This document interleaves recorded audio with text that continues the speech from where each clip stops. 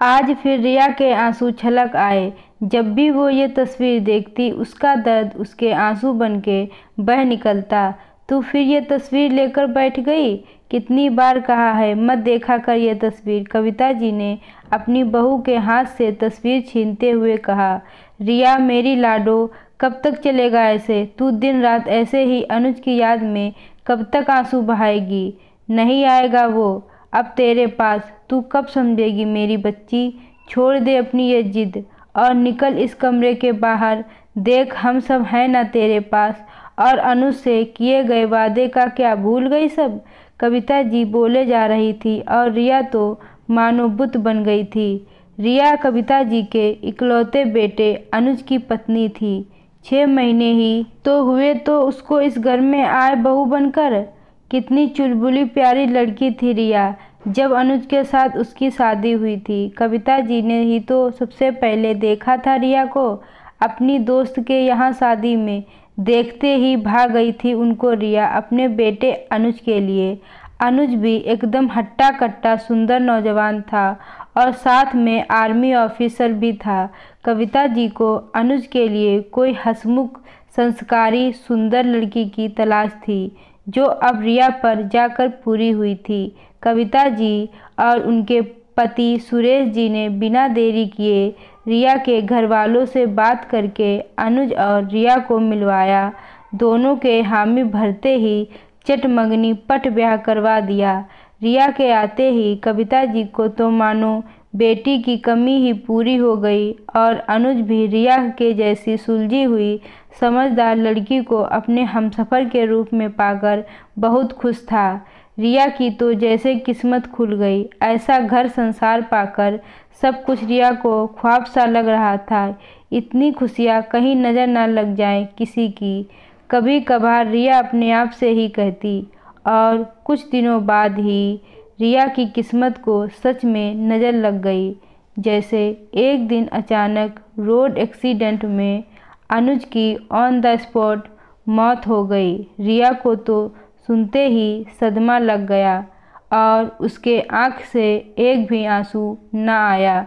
बस अनुज की फ़ोटो को लेकर देखती रहती, ना किसी से कुछ कहती ना सुनती। कितनी मुश्किलों को बाद कविता जी रिया को संभाल पाई। ऐसा नहीं था कि कविता जी और सुरेश जी को अपने बेटे का गम नहीं था। वो भी दोनों अकेले में खूब रोते अपने बेटे को याद करके। पर जब रिया को देखते तो सारे गम भूलकर उसको खुश करने में लग जाते। समय के साथ साथ रिया की हालत में भी सुधार होने लगा, पर वो बस अपना काम करती और अपने कमरे में अनुज की फ़ोटो के साथ बैठी रहती। आज भी वो इस फ़ोटो के साथ ही थी जब कविता जी ने उसके हाथ से फ़ोटो छीनी।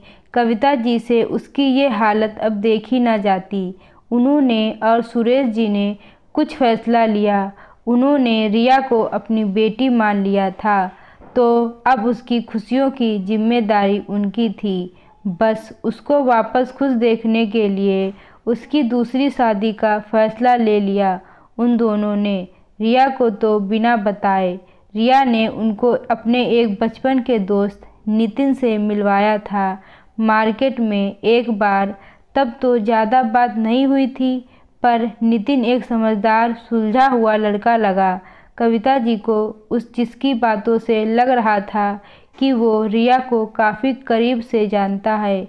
दोनों बचपन से साथ पले बढ़े थे, शायद इसीलिए, शायद इस मामले में वो उसकी मदद कर सकता है। यह बात सकता है कि रिया को इस दर्द से बाहर कैसे निकाला जाए। ये सोचकर उन्होंने नितिन से मिलने का सोचा।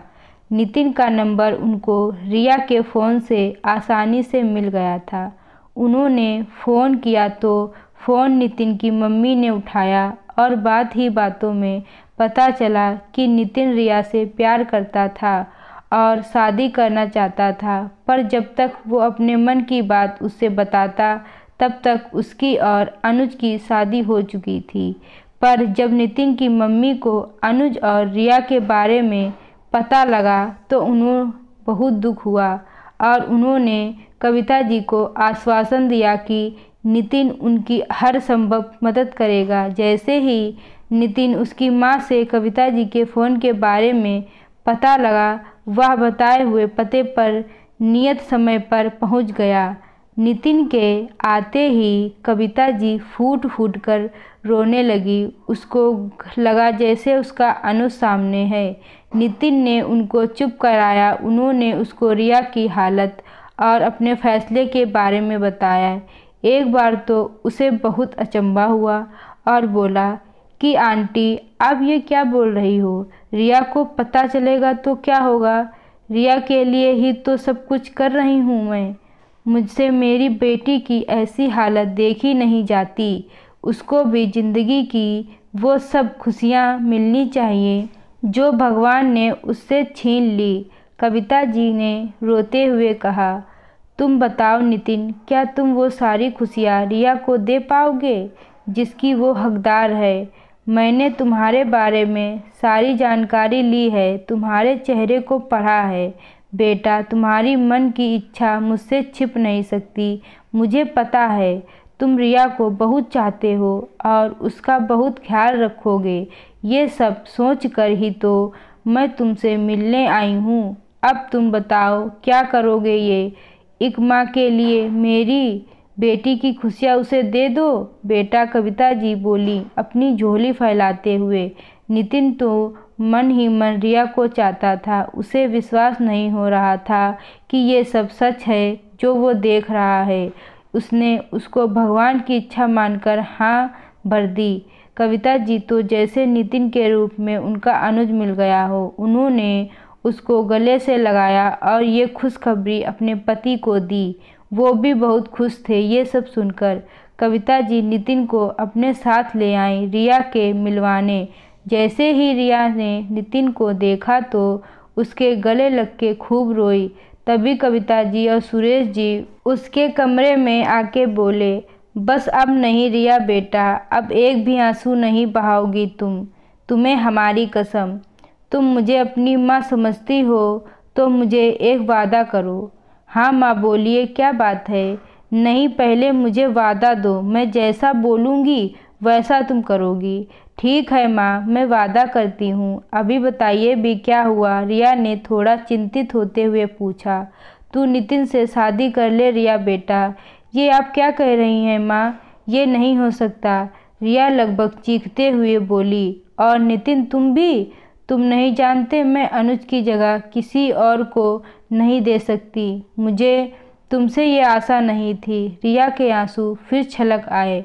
नितिन को कुछ मत बोल बेटा, इसका कोई कसूर नहीं। इसको भी मैंने ही मनाया है तेरी तरह। और तो और मेरी और तेरे पापा की भी यही इच्छा है। और अनुज को दिया वादा याद है ना? जब वो नहीं होगा तो उसकी अनुपस्थिति में तू हमारा ख्याल रखेगी। तू बता कैसे रखेगी हमारा ख्याल जब तू खुद का ख्याल नहीं रख पा रही है? कविता जी बिना रुके बोलती जा रही थी। पर माँ, ये नहीं हो पाएगा मुझसे। रिया को बीच में ही टोकते हुए कविता जी बोली, देख तूने मुझे वचन दिया है, अब कुछ मत बोल रिया। सुरेश जी भी कविता जी की ही तरफदारी कर रहे थे और बोले, बेटा तू हमारी बहू नहीं बेटी है। क्या अपनी बेटी पर इतना भी हक नहीं हमारा? नहीं पापा, प्लीज़ ऐसा मत बोलो। मैं आपकी बेटी हूँ और आपका पूरा हक है मुझ पर। रिया रोती जा रही थी और बोलती जा रही थी।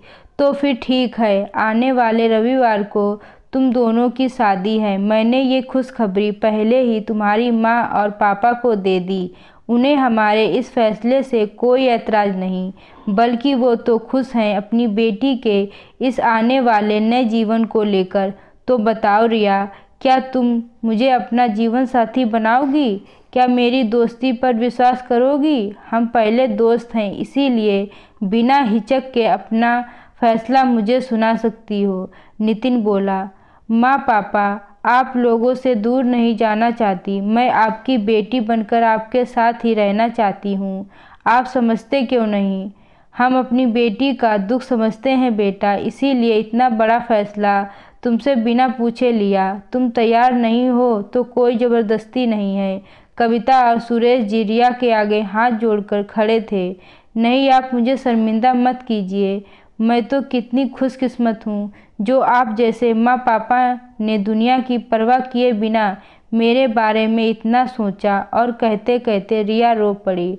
अब बातें मत बना, मेरे पास बहुत काम है और टाइम कम, तो चल फिर मेरा हाथ बटाने आ मेरे साथ। कहते कहते कविता जी की आंखें छलछला आईं और रिया उनके गले लग गई।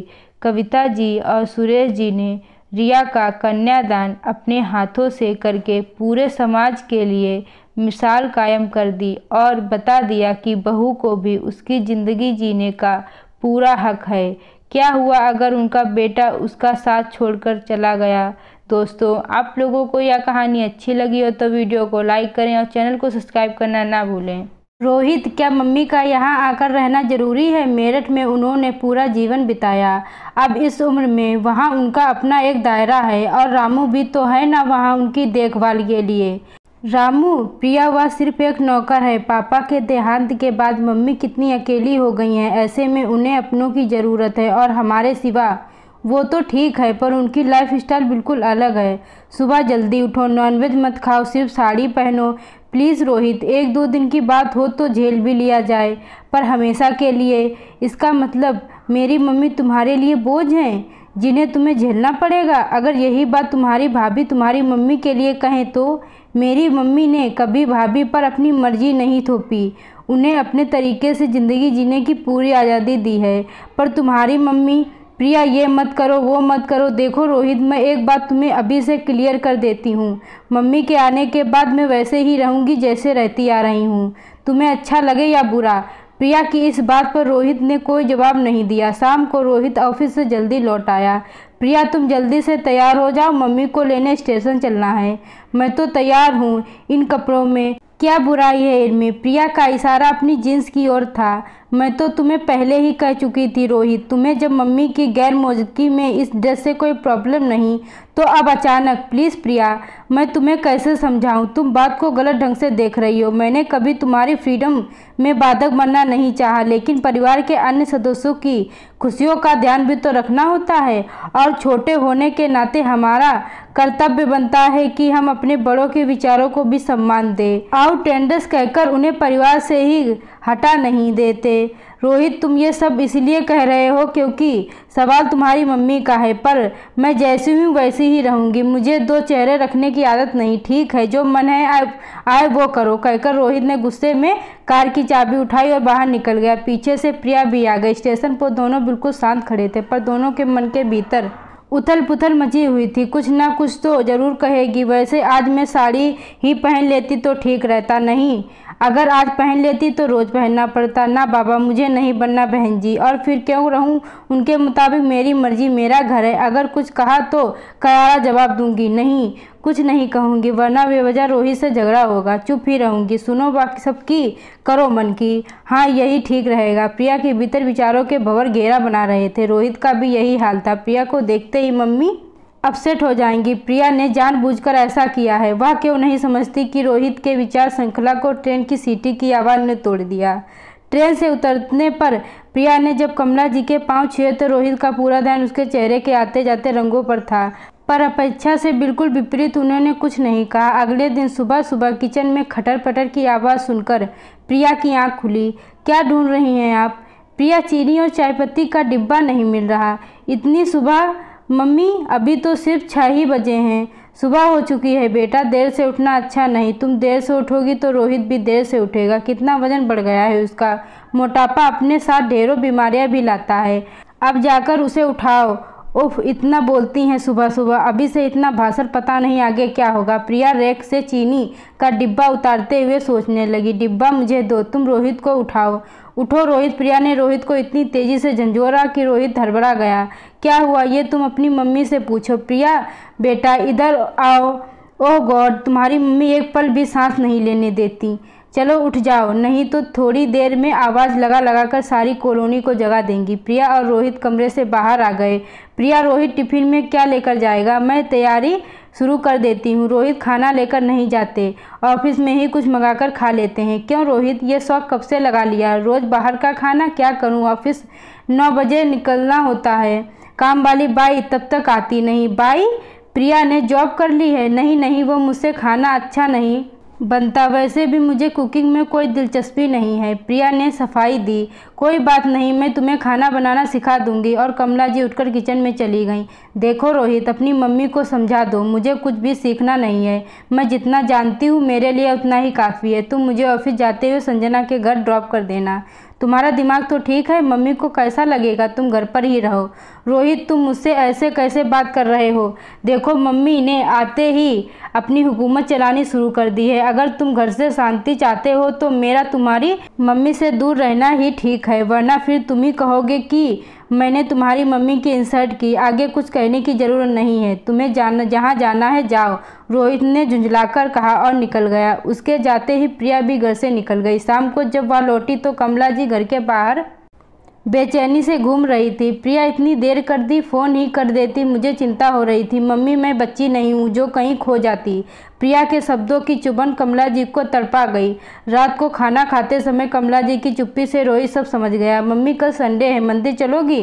रोहित ने पूछा। जरूर चलूँगी, कहाँ है? घर से ज़्यादा दूर है। और फिर बातों का सिलसिला शुरू हो गया। रोहित जानता था जब भी मम्मी का मन अशांत होता है तो पापा उन्हें मंदिर ले जाते थे, और मंदिर से लौटते ही वह कहती, मैं अपनी सारी परेशानियां ईश्वर को उनके घर जाकर दे आई हूँ, अब वहीं जाने।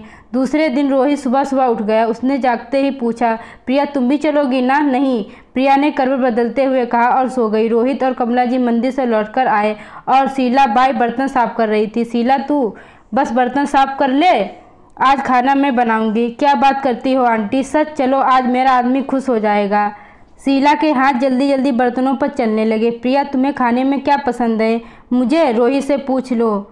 चलो ठीक है। कमला जी पूरे उत्साह से खाना बनाने में जुट गई। लंच के वक्त पहला कौर खाते ही रोहित बोला, मम्मी आज बहुत दिनों बाद इतना अच्छा खाना खा रहा हूँ, वरना शीला की बनाई सब्जी में तेल ज़्यादा और सब्जी कम नज़र आती है। क्यों प्रिया, क्या रोहित सही कह रहा है? नहीं तो ऐसा कुछ नहीं है। प्रिया ने भावहीन चेहरे से कुछ इस तरह कहा कि खाने की बात वहीं खत्म हो गई। रोहित, सुबह जल्दी उठ जाना, कल से हम सब सुबह थोड़ी दूर घूम कर आएगा करेंगे। मैं तो बिल्कुल नहीं जाऊंगी। प्रिया ने हाथ खड़े कर दिया। सुबह रोहित जल्दी उठ गया। पार्क में घूमते हुए वह इंतजार करता रहा कि मम्मी शायद कुछ कहें, पर ऐसा कुछ नहीं हुआ। फिर यह रोज का सिलसिला बन गया। एक दिन कमला जी बोली, प्रिया मैं सोच रही थी कि शीला से खाना बनवाने के बजाय क्यों ना हम दोनों मिलकर। नहीं मम्मी, बिल्कुल नहीं, कल आपको ही लगेगा कि मैंने घर का सारा काम आप पर डाल दिया। प्लीज़ जैसे चल रहा है वैसे ही चलने दीजिए। और हाँ, आज मैं शॉपिंग करने जा रही हूँ, आप मेरा इंतज़ार मत करना। शाम को जब प्रिया लौटी तो उसके हाथ में कई बैग्स थे। कुछ लाई हो? हाँ, अपने लिए कुछ कपड़े। लाओ मैं भी देखूँ। कमला जी ने उत्सुकतावश प्रिया के हाथों से बैग्स लिए। वे एक एक कर कपड़ों को देखने लगीं। हर कपड़े पर लगा प्राइस टैग उनकी आंखों में विस्मय भरने लगा। इतने महंगे? प्रिया, अभी तुम्हारी नई गृहस्थी है, कुछ सोच समझकर खर्चा करो। इसी तरह तुम। कमला जी कुछ कहते कहते रुक गई। मम्मी, अब वो पुराना समय नहीं रहा कि अपनी इच्छाओं को मारकर आने वाली जनरेशन के लिए पैसे बचाए जाएं। और फिर हम कमाते क्यों हैं? अच्छा खाओ, अच्छा पहनो और लाइफ को भरपूर जियो। कल किसने देखा है? ठीक कह रही हो प्रिया, जीवन को भरपूर जीने के लिए ही है। पर ये फिजूल खर्ची, ये मैं इसलिए नहीं कह रही क्योंकि मैं सास हूँ। मेरी जगह तुम्हारी मम्मी होती तो वो भी यही कहती। रोहित ऐसा करता तो मैं उसे भी टोकती। प्रिया, तुम्हें जीवन का अनुभव नहीं है। रोहित बता रहा था कि हर महीने 20,000 रुपये तो बैंक लोन की किस्त जाती है। बेटा, कर्ज लेकर सुविधाएं जुटाना अक्लमंदी नहीं। तुम समझदार हो। इस घर और रोहित की पूरी जिम्मेदारी तुम्हारे ऊपर है। जैसा चाहोगी वैसा ही तुम्हारा घर बनेगा। फिर बुरे वक्त के लिए भी कुछ पैसे हमेशा पास में होने चाहिए। तो आप चाहती हैं कि हमारा बुरा वक्त आए? प्रिया का यह विष बार कमला जी के मन में धंस गया। ऑफिस से लौटकर आने के बाद अपनी माँ की नम आंखों को देखकर रोहित भांप गया कि आज घर में ज़रूर कुछ हुआ है। मम्मी, क्या हुआ? तबीयत ठीक नहीं है क्या? नहीं बेटा, ऐसी कोई बात नहीं है, बस अब यहाँ मेरा मन नहीं लगता। मुझे मेरठ वापस जाना है, तुम मेरा रिजर्वेशन करवा दे। क्या हुआ मम्मी? रोहित घबरा गया। प्रिया ने कुछ कहा है या मुझसे कोई गलती हो गई? आप तो हमेशा के लिए आई थी ना मेरे बच्चे। ऐसा मैंने कब कहा कि मैं यहाँ हमेशा के लिए रहने के लिए आई हूँ?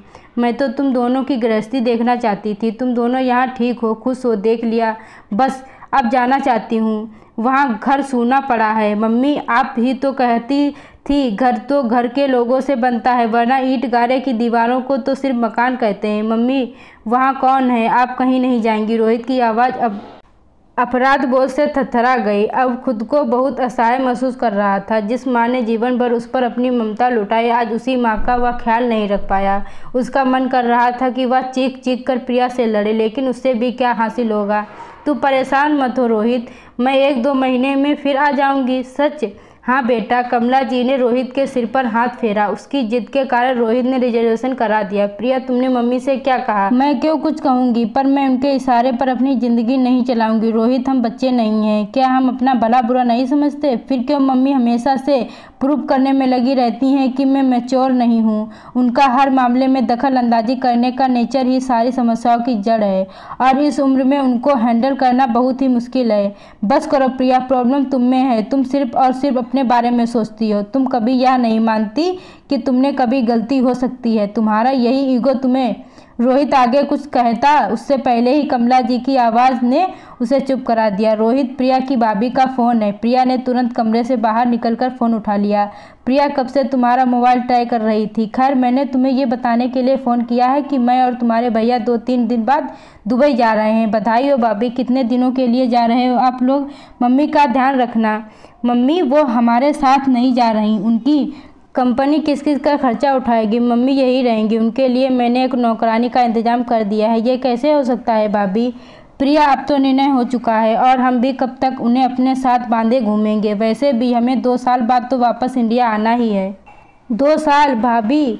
प्रिया, मैं तुमसे बाद में बात करती हूँ। दरवाजे पर कोई है। फ़ोन कट गया, पर प्रिया बुद्ध बनी फ़ोन को हाथ में लिए खड़ी रही। क्या हुआ प्रिया? अभी तो तुम भाभी को बधाई दे रही थी, और अब? रोहित भैया भाभी दुबई जा रहे हैं और मम्मी अकेली रहेंगी। ये कैसे हो सकता है प्रिया? अभी तो 2 महीने पहले ही उन्हें हार्ट अटैक हुआ था। उन्हें तो बहुत केयर की ज़रूरत है। यही तो मुझे भैया पर बहुत ही गुस्सा आ रहा है। भाभी को छोड़ो, पर भैया को तो मम्मी का ख्याल होना चाहिए। मम्मी अकेली कैसे रहेंगी? प्रिया रुआसी हो गई। प्रिया, तुम्हारी मम्मी अकेली कहाँ है? तुम रहोगी ना उनके साथ? रोहित, तुम कल ही पूना जाकर प्रिया की मम्मी को ले आओ यहाँ।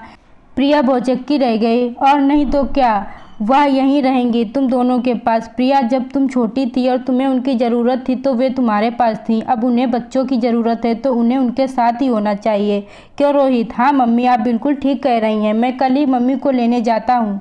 भैया के वापस आने तक वे हमारे पास ही रहेंगी। प्रिया अपनी धुंधली आंखों से कभी रोहित को तो कभी कमला जी को देख रही थी। जो रिश्ता उसके लिए बोझ से ज़्यादा कुछ नहीं था, आज उसी रिश्ते से उसके आंसुओं को अपनी हथेलियों पर ले लिया था। उनका मन आत्मग्लानि से भर उठा। मम्मी, रोहित मेरी मम्मी को तभी लेने जाएंगे जब आप वादा करेंगे कि आप अब हमेशा हमारे साथ रहेंगे। हमारे साथ नहीं, बल्कि हम आपके साथ रहेंगे, क्योंकि ये घर आपका है और हम। प्रिया आगे कुछ नहीं कह पाई और रोने लगी। मेरी बच्ची, हम सब हमेशा साथ साथ रहेंगे। उन्होंने प्रिया को गले से लगा लिया। दोस्तों, आप लोगों को यह कहानी अच्छी लगी हो तो वीडियो को लाइक करें और चैनल को सब्सक्राइब करना ना भूलें।